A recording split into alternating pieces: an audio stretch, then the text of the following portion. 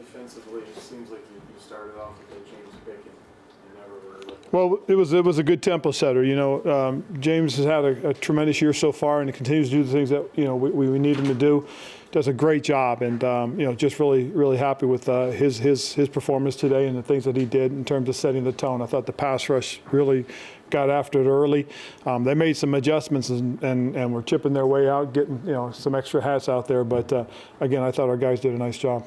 Normally the edge guys are the ones who are recording the gaudy numbers, but your interior, what was working for your inside guys? The biggest thing that was helping was the vertical rush. On the outside, they were getting up and forcing Jamison to step up inside. I thought the coverage initially did a really nice job in terms of taking away these quick throws and forcing him to step up and hold the ball a little bit longer, which gave the interior guys an opportunity to get their hands on him. Ron, it seems like not only are they able to get these takeaways, but the field position they were generating as a result of it is leading directly to points. Those points up.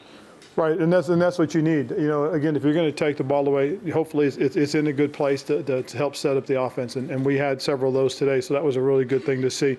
It's an explosive offense we face. I mean, these guys can go vertical very quickly, and we missed a couple opportunities to get him down, and that's what he does. If he stays up, he can make the play last, and he gives himself an opportunity to find somebody to throw the ball to downfield, and he did a great job in terms of that. Kyle Allen, last year, I think you guys knew what you had him after week 17 to bring him back. But the last month, has he been even better than you thought he would? Well, he's been very consistent for us. He's made the plays we needed, and I think that's a big part of why we felt so confident coming into training camp with the guys that we had, because we know what we have with Kyle. We know what we potentially could have with Will, and quite honestly, Taylor Heineke is a guy that we felt comfortable with as well. So we just felt we had a good situation with our backup guys. In week 2, you guys had some opportunities to produce some turnovers. Luke had the interception he wasn't able to pull in. This week, obviously, able to pull those in. Right.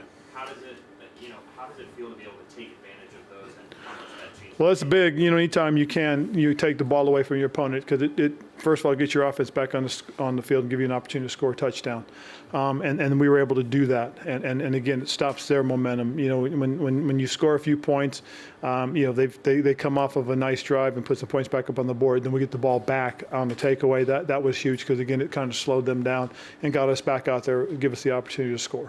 What went into the decision for that fair catch free kick at the end of the half? How did that kind of come about? Because of Joey's ability to kick the ball deep, and that was one of the things. And we just felt that, that because they were backed up, if we got the right kind of kick, we would have an opportunity to put some points on the board. And he just barely missed that. I mean, it's that'd have been a terrific 60-yard or so. Coach, an obvious general question. 0-2, far cry from that time, and 4-win streak going into bye week. How different is the mood in the locker room? It's huge. It really is, and it's good. These guys worked hard, and we were very close in our first 2 games, and we didn't make the plays as was asked earlier. Now we made the plays, and when you do that and give yourself the opportunity to win, that's what happens. And so we're riding a pretty good roll right now. We just got to continue to do our jobs and continue to give ourselves an opportunity to score. What exactly is it that's clicking for Vernon Butler right now? I think I think it's a little bit more of a feel for what we're doing and how we're doing. We've done some odd front stuff that seems to benefit him. It gets him off of being a 1 and a 3, and every now and then he ends up as a 5. The guys that he's rushing with seem to be guys also that kind of suit him a little bit better. When you look at how he works with Bruce and you look at how he works with Brian, and again, Mario, when you have those kind of guys and they're creating things and forcing the quarterback to step up, and you got any kind of push coming up inside, you can get to the quarterback, and that's kind of what's happened for him. So I'm very happy for Vernon. Ron, I know that the defensive groups, they change on a year-to-year basis, but this group you guys have now, with the depth you have, the extra experience in you, how does it sort of compare to that kind of some of those units you have? Well, I really think that it's got a little bit to do with some of the quickness and speed we have. I really do. I think part of it, too, is we've got to give credit to what the secondary's been doing as well. Luke's orchestrating it, and the secondary's responding very well. They're clamping, they're connecting, they're carrying receivers from one zone to the other, they're passing guys off. When you do those things and you communicate as well as they've had, the quarterback's got to hold the ball, which we've seen. So we've had some success because of that.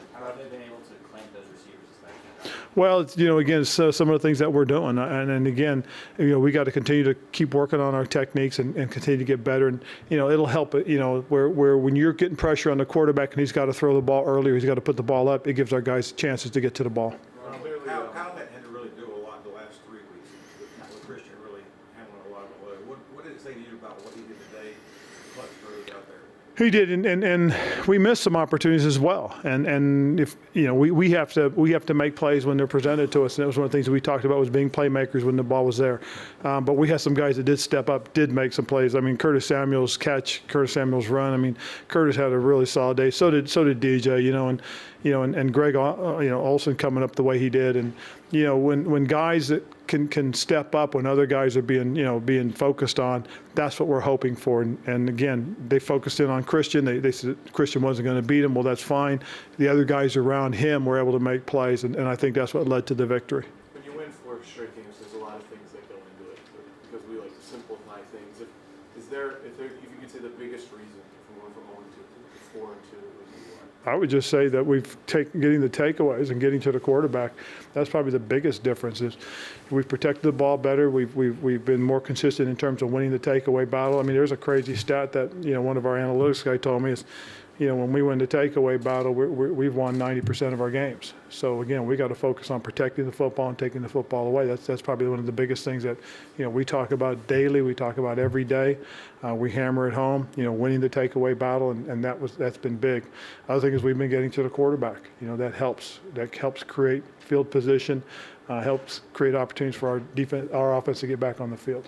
Ron, what do you say about the way that Gerald McCoy has kind of slid in, not only with against his former team, but with KK being out? He really has, and it's kind of funny because with all the stuff that's been going on with our outside guys, he's been kind of just behind the scenes and just doing his thing, and today was a great example. He had 3 sacks, caused a fumble, recovered a fumble, got after the quarterback. I mean, just played to his abilities and then some. And when a guy does that, I mean, it's pretty cool. And I was very happy for him. And again, it was against his former team. And being a player, you want to be able to say, hey, we got you.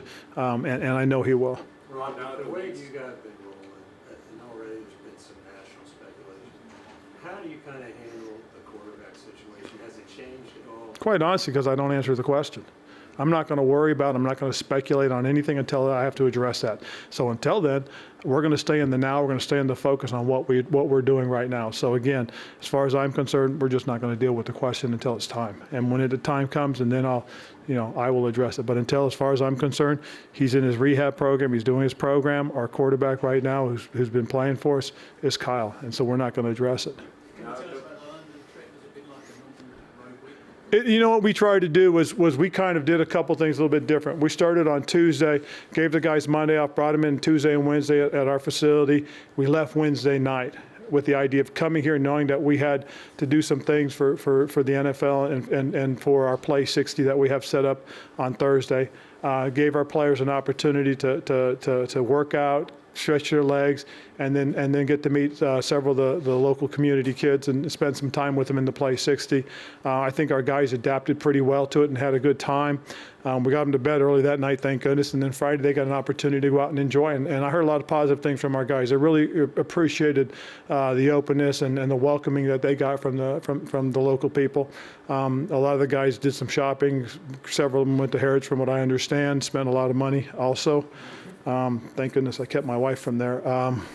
But it was good, and the guys were very positive. It really was. It was a heck of an experience, and and winning obviously makes it better too. Ron, can you walk us through the decision? I know we get some video of FA in the locker room, getting to Nathan's. That was really cool.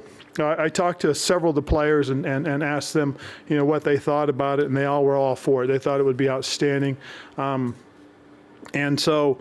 I thought about it last night how I would best do it, and first of all, I can't take credit. It wasn't my idea. I mean, one of your very own had the great idea, and I just kind of stole it and took it and ran with it. But he was terrific, and so just before they come together and they do a player prayer time, I asked JJ to give me a minute, and I presented him with his stars. for his shirt, for his jersey, and it was cool. It was one of those moments, and you know, like I said before, there's several of these young men that all they've ever wanted was an opportunity, and that's all we've done is we've been able to give those guys the opportunity. And FA is just he epitomizes, you know, the story of a young man, you know, who all he needs was an opportunity. Ron, will you just touch on the offensive line again, the ability to plug and chug with You know, it's been kind of it's been like that for a long time here with this team, and one of the things that we always talk about is position flexibility, having our guys that can play more than one position. That way, if we ever get into a position disaster, which I've talked about before, and you guys have killed me about, it's important. And John Matsko and Travell Wharton have done a terrific job. They really have, and along with Pete Haynard in terms of working on our pass protections and all that. And then you got to give credit to Norv, obviously, for designing what we do and the way we do it. But the young men that we have in that room all work hard, and they don't take anything for granted. And so we've been very fortunate because, again, I think the coaching, you know, that those guys have been doing is outstanding. Well, what will be your biggest takeaway from this week overseas, and then?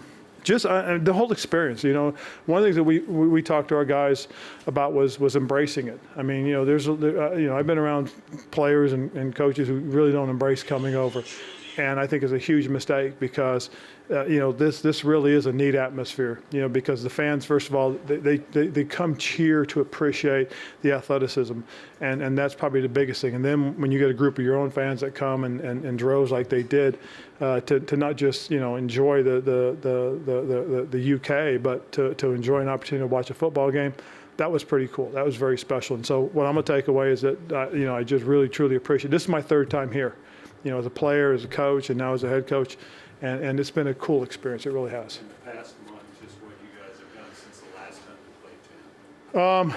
Well, I think the biggest thing is we learned. You know, we learned about how good we can be. I mean, coming into this season, I'm not sure if we really truly knew or understood what our potential was, but to play against the Rams, to play the way we did, and have a chance at the end, and then do the same thing with Tampa, play the way we did and have a chance at the end. I think our guys realized and just felt that, you know what, if we can make some things happen, take advantage of some breaks, we'll have a chance to win. And that's what they've done, is they've given themselves a chance to win, and, you know, they've taken advantage of it. I mean, our guys have done a great job. Our coaches have been really good with these guys, you know, and we've been real fortunate as a football team. That's what you make of this stadium as a new NFL venue, what you thought of the stadium. Oh, it's terrific. It really is.